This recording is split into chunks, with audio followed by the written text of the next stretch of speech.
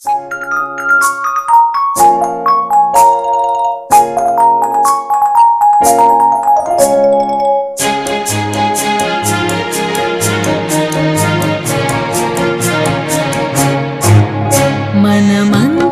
బాబా పిల్లలము, ఆ స్వర్గమే నేలకు దింపగలం. ఇక ఎవ్వరి వల్ల కాని పని మనమెంతో సులువుగా చేయగలం. మనమంతా బాబా పిల్లలము, ఆ స్వర్గమే నేలకు దింపగలం. ఇక ఎవ్వరి వల్ల కాని పని మనమెంతో సులువుగా చేయగలం.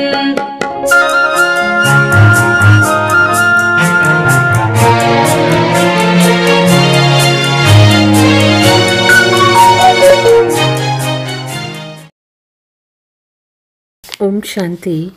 మధురమైన పిల్లలు, మీరు దేవతలుగా తయారవ్వాలి. కాబట్టి మాయా అవగుణాలను త్యజించండి. కోపం చేయటం, కొట్టడం, విసిగించటం, చెడు పనులు చేయటం, దొంగతనం చేయడం ఇవన్నీ మహాపాపాలు. ప్రశ్న: ఈ జ్ఞానంలో ఎటువంటి పిల్లలు వేగంగా ముందుకి వెళ్ళగలుగుతారు? ఎవరికి నష్టం కలుగుతుంది? జవాబు: ఎవరికైతే తమ లెక్కాచారాన్ని వ్రాసుకోవటం వస్తుందో వారు ఈ జ్ఞానంలో చాలా తీవ్రంగా ముందుకు వెళ్ళగలుగుతారు. ఎవరైతే దేహీ అభిమానులుగా ఉండరో వారు నష్టాన్ని పొందుతారు. వ్యాపారులకు లెక్కపత్రాలను వ్రాసుకునే అలవాటు ఉంటుంది.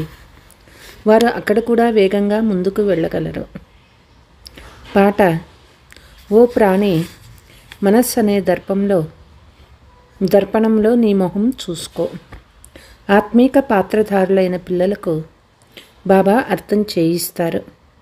ఎందుకంటే ఆత్మ ఈ అనంతమైన నాటకంలో పాత్ర అభినయిస్తుంది. పాత్ర మనుషులదే కదా. పిల్లలు ఈ సమయంలో పురుషార్థం చేస్తూ ఉన్నారు.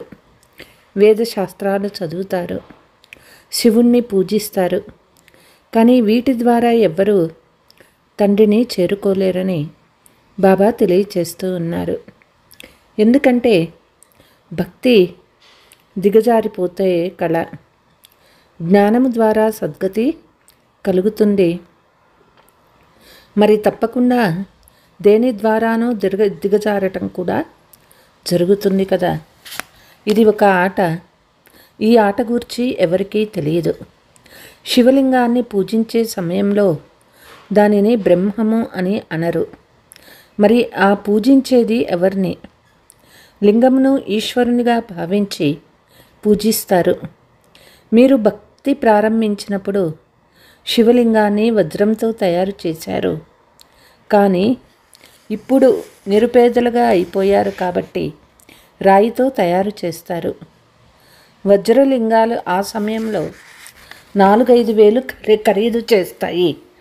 కానీ ఈ సమయంలో వాటి ఖరీదు 6-7 లక్షలు ఉంటుంది. ఇటువంటి వజ్రాలు ఇప్పుడు చాలా కష్టంగానూ లభిస్తాయి. రాతి బుద్ధిగా అయినారు కాబట్టి రాళ్లను పూజిస్తారు. జ్ఞానం ఉండదు.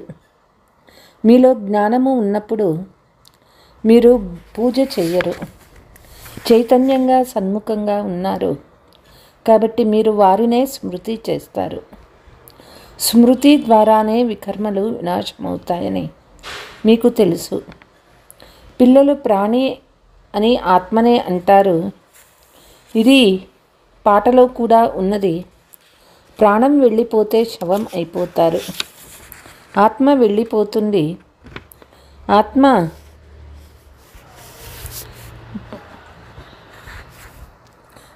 వినాశం లేనిది. ఆత్మ శరీరంలోకి ప్రవేశించినప్పుడు అది చైతన్యంగా ఉంటుంది. హే ఆత్మలారా, ఎంతవరకు నాలో దైవీ గుణాలు ధారణ అయ్యాయో అవి నాలో వికారమేమీ లేదు కదా అని, దొంగతనము మొదలైన ఆసురీ గుణాలు ఏమీ లేవు కదా, స్వయాన్ని పరిశీలించుకోవాలి. ఆసురీ కర్తవ్యాలు చేయడం వల్ల కింద పడిపోతారు. వారు అంతే ఉన్నతమైన పదవిని పొందలేరు. చెడు అలవాట్లను తప్పకుండా అంతం చేసుకోవాలి. దేవతలు ఎప్పుడూ కూడా ఎవరిని కోపం చేసుకోరు. కానీ ఇక్కడ అసురుల వల్ల ఎన్నో దెబ్బలు తింటారు. ఎందుకంటే మీరు ఇక్కడ దైవీ సాంప్రదాయాలుగా అవుతారు. కాబట్టే మాయ మీకెంతగానో శత్రువుగా అవుతుంది.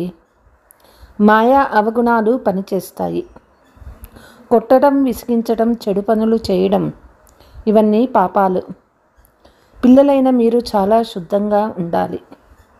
దొంగతనం చేయడం చాలా పెద్ద పాపము. బాబా నాకు మీరు తప్ప ఇంకెవ్వరూ లేరు అని బాబాతో ప్రతిజ్ఞ చేస్తూ వచ్చారు. బాబా మేము మిమ్మల్నే స్మృతి చేస్తాము అని అన్నారు. భక్తి మార్గంలో గాయనం చేస్తారు, కానీ స్మృతి ద్వారా ఏం లభిస్తుందో వారికి తెలియదు. వారికి తండ్రిని గురించి ఏమీ తెలియదు. ఒకవైపు నామరూపాలకు అతీతుడు అని అంటారు, ఇంకొక వైపు లింగాన్ని పూజిస్తారు. మీరు బాగా అర్థం చేసుకొని ఇతరులకు అర్థం చేయించాల. మహాన్ ఆత్మ అని ఎవరిని అనాలో కూడా మీరు ఆలోచించండి. బాబా అంటారు, చిన్నపిల్లవాడైన స్వర్గానికి యువరాజైన శ్రీకృష్ణుడు మహాత్ముడా లేక ఈ రోజుల్లోని కలియుగ మనుషులు మహాత్ముల? అతడు వికారాల ద్వారా జన్మించాడు కదా. అది నిర్వికారి ప్రపంచము, ఇది వికారి ప్రపంచము. నిర్వికారులకు ఎన్నో టైటిళ్ళు ఇవ్వవచ్చు, వికారులకు టైటిల్స్ ఏముంటాయి? శ్రేష్టాచారులను ఒక్క బాబా తయారు చేస్తారు. వారు అందరికన్నా ఉన్నతోన్నతమైన వారు. మిగిలిన మనుషులందరూ పాత్రధారులు. తప్పకుండా పాత్రలోకి రావాల్సి ఉంటుంది. సతయుగము శ్రేష్టమైన మనుషుల ప్రపంచము. అక్కడ జంతువులు మొదలైనవన్నీ శ్రేష్టంగా ఉంటాయి. అక్కడ మాయా రావణ్ ఉండడు. తమోగుణి జంతువులేవి ఉండవు. నెమలి వికారాలతో పిల్లలకు జన్మనివ్వదని మీకు తెలుసు. నెమలి నుండి అశ్వులు రాలుతాయి. వాటిని ఆడనెమలి ధారణ చేస్తుంది. అందుకే దానిని జాతీయ పక్షి అంటారు.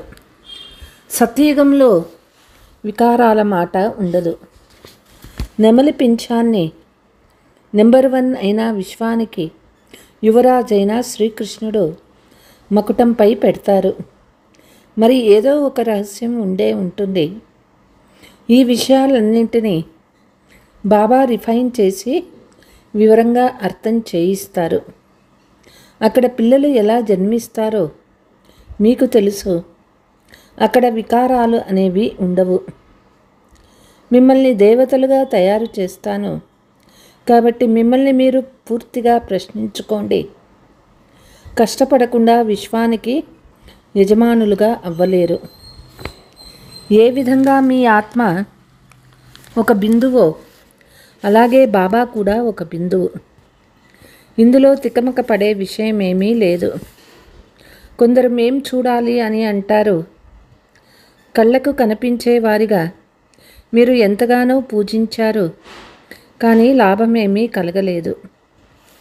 ఇప్పుడు బాబా మనకి యథార్థ రీతిగా అర్థం చేయిస్తూ ఉన్నారు. నాలో అంతా పాత్ర నిండి ఉన్నది. నేను పరం ఆత్మను, నేను పరంపిత పరమాత్మను. పిల్లలు ఎవరూ తమ లౌకిక తండ్రితో ఈ విధంగా అనరు. ఒక్కరినే తండ్రి అని పిలవడం జరుగుతుంది. తండ్రి అనే పిలిచేందుకు సన్యాసులకు పిల్లలు ఎవ్వరూ ఉండరు. కానీ ఇక్కడ వీరు సర్వ ఆత్మలకు తండ్రి వారసత్వాన్ని ఇస్తారు. వారికి గృహస్థ ఆశ్రమం ఏదీ లేదు. మీరే 84 జన్మలను అనుభవించారని బాబా అర్థం చేయిస్తారు. మొట్టమొదట సతో ప్రధానంగా ఉండేవారు. మళ్ళీ మెల్లగా కిందకి దిగుతూ వచ్చారు. ఇప్పుడు మీరు స్వయాన్ని ఉన్నతమైన వారిగా పిలుచుకోలేరు. ఇప్పుడు స్వయాన్ని నీచులుగా భావిస్తారు. బాబా ద్వారా వికారాలేవి ఉత్పన్నం అవ్వడం లేదు కదా, నా నుంచి వికారాలు ఉత్పన్నం అవ్వడం లేదు కదా, మీలో మీరు పరిశీలించుకోండి. బాబా మళ్ళీ మళ్ళీ ఈ ముఖ్యమైన విషయాలను అర్థం చేయిస్తూ ఉంటారు. రాత్రి రోజు లెక్క పత్రాన్ని వ్రాయండి. వ్యాపారస్తులు ఎప్పుడూ తమ లెక్క పత్రాన్ని వ్రాసుకుంటారు. ప్రభుత్వ ఉద్యోగులు రాయరు, ఎందుకంటే వాళ్ళకి జీతం లభిస్తుంది. ఈ జ్ఞానంలో కూడా వ్యాపారులే వేగంగా వెళ్తారు. బాగా చదువుకున్న ఆఫీసర్లు అంతగా ముందుకు వెళ్ళరు. వ్యాపారంలో ఈరోజు 50 సంపాదిస్తే రేపు 60 సంపాదిస్తారు. అప్పుడప్పుడు నష్టము కలుగుతోంది. కానీ ప్రభుత్వ ఉద్యోగులకు ఖచ్చితమైన వేతనం ఉంటుంది. అలాగే ఈ చదువులో కూడా దేహీ అభిమానిగా అవ్వకపోతే ఎంతో నష్టం కలుగుతుంది.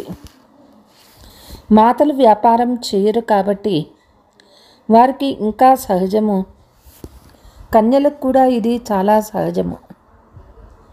ఎందుకంటే మాతలు మళ్ళీ మెట్లు దిగవలసి ఉంటుంది. ఎవరైతే ఇంతగా కష్టపడతారో వారిదే బలిహారం అంతా. కన్యలు వికారాలలో పడిపోయినప్పుడు వారు త్యజించినదేమిటి? పురుషులు కష్టపడవలసి ఉంటుంది. కుటుంబ పరివారాన్ని కూడా సంభాళించవలసి ఉంటుంది. వారెక్కిన మెట్లన్నీ దిగవలసి ఉంటుంది. గడి గడి మాయ దెబ్బతీస్తూనే ఉంటుంది. ఇప్పుడు మీరు బీకేస్గా అయ్యారు. కుమారీలు పవిత్రులుగానే ఉంటారు. అందరికన్నా ఎక్కువగా భర్తపై ప్రేమ ఉంటుంది. మీరు పతులకే పతి అయిన పరమాత్ముణ్ణి స్మృతి చేయాలి. మిగిలిన వారందరినీ మర్చిపోవాలి. తల్లిదండ్రులకి పిల్లలపై మోహం ఉంటుంది. పిల్లలకు ఏమీ తెలియదు.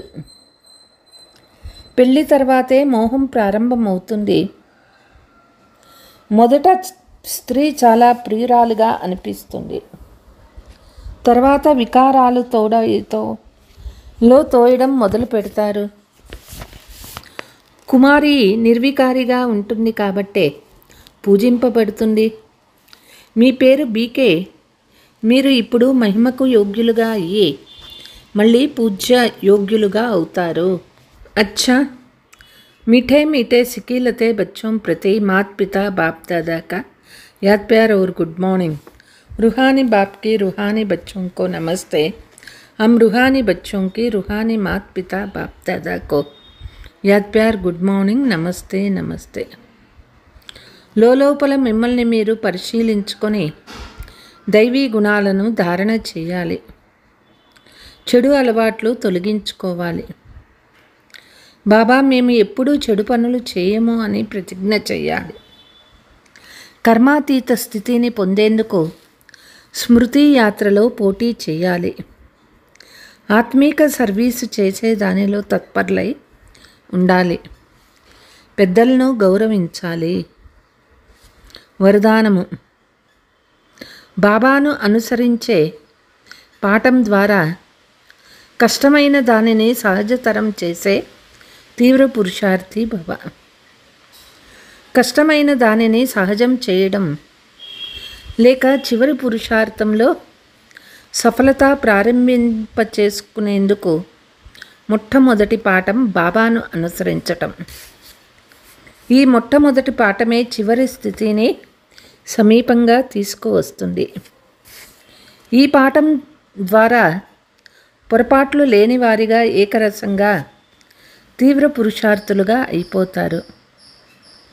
ఎందుకంటే ఎప్పుడైతే అనుసరించేందుకు బదులుగా మీ బుద్ధిని నడిపిస్తారో అప్పుడు కష్టం అనిపిస్తుంది.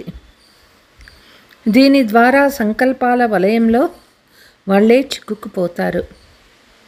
ఆపై సమయం పడుతుంది మరియు శక్తి కూడా అవసరం అవుతుంది. అనుసరిస్తూ ఉన్నట్లయితే సమయము మరియు శక్తి రెండూ పొదుపు అవుతాయి, అంటే జమ అవుతాయి. స్లోగన్: సత్యత మరియు స్వచ్ఛతను ధారణ చేసేందుకు మీ స్వభావాన్ని సరళంగా చేసుకోండి. అవ్యక్త సూచన: మనసా సేవలు స్వయాన్ని బిజీగా పెట్టుకుంటారు, సహజంగా మాయాజీత్ అవుతారు. స్వయం కొరకు కేవలం భావకులుగా అవ్వండి, కానీ ఇతరులను కూడా శుభభావన శుభకామనల ద్వారా పరివర్తన చేసే సేవ చేయండి. భావన మరియు జ్ఞానము, స్నేహము మరియు సహయోగము రెండింటినీ బ్యాలెన్స్ పెట్టుకోవాలి. కళ్యాణకారులుగా అయితే అయ్యారు, ఇప్పుడు అనంతమైన విశ్వ కళ్యాణకారులుగా అవ్వండి. అచ్చా, ఓం శాంతి. నడి సంద్రములో పడి మునిగినచు మన బ్రతుకొక సాగే నౌకవలె. నడి సంద్రములో పడి మునిగినచు మన బ్రతుకొక సాగే నౌకవలె. ఇక దారేది చుక్కనేది, సుడిగుండమె దాటే దారేది. శివబాబా తన చేయందిస్తే దరికి చేరగలిగేను. ఇక ఎవ్వరి వల్ల కాని పని మనమెంతో సులువుగా చేయగలం.